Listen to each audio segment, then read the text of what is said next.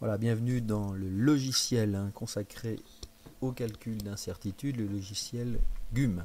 Donc cette fois, nous allons nous attacher à la valeur d'incertitude d'une grandeur physique qui est obtenue à partir d'une relation mathématique. C'est exactement ce qu'on vous demande donc, dans le TP numéro 1.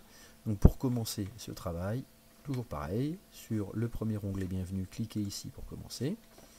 On cherche à déterminer l'incertitude sur la grandeur physique, célérité du son, qui est donc une vitesse. Cette vitesse se détermine par la relation mathématique V égale D sur T, D représentant la distance entre le claquoir et le micro, et le temps représentant le temps que met le son pour se propager du claquoir au microphone. Donc on intègre dans cette partie la relation mathématique en toutes lettres. L'unité, c'est l'unité de la grandeur de sortie, à savoir la vitesse. Une fois qu'on a rentré ce calcul, on peut valider et passer aux grandeurs d'entrée. Alors, nous avons donc deux valeurs d'entrée, qu'on appelle des mesurandes, la distance et le temps. La distance, nous en connaissons sa valeur, puisqu'elle est estimée à 1 mètre. Et l'incertitude de cette grandeur physique est également donnée dans le TP. On ne possède qu'une seule mesure de cette grandeur, c'est donc une évaluation cette fois de type B.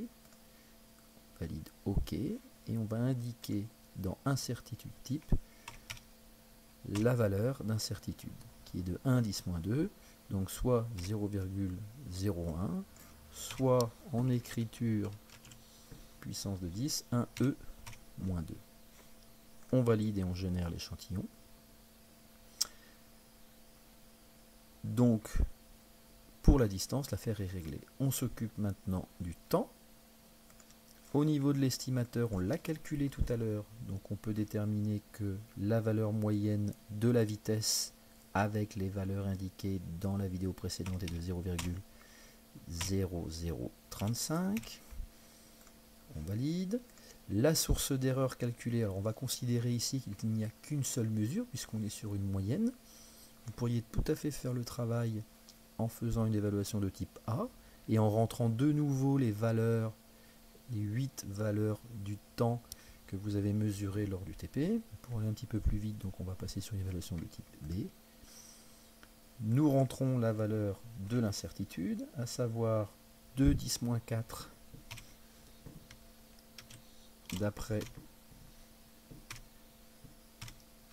d'après l'utilisation du logiciel précédente.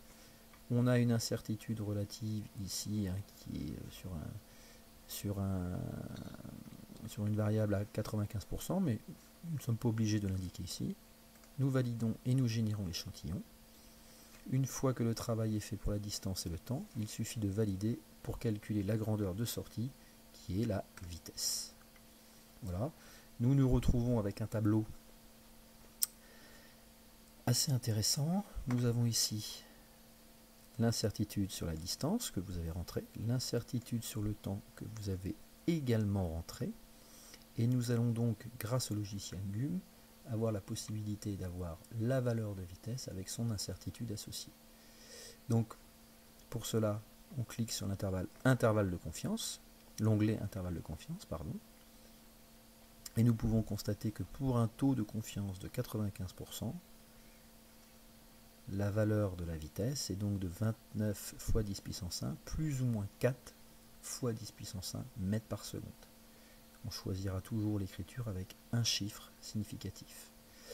Autre chose intéressante avec le logiciel GUM, lorsque vous revenez sur estimation, un graphique apparaît et ce graphique vous permet de savoir quelle est la grandeur physique d'entrée, donc quelle est la mesurande, soit la distance, soit le temps, qui intervient le plus dans la valeur d'incertitude de la vitesse. Et là, on peut s'apercevoir grâce à ce graphique que c'est la détermination du temps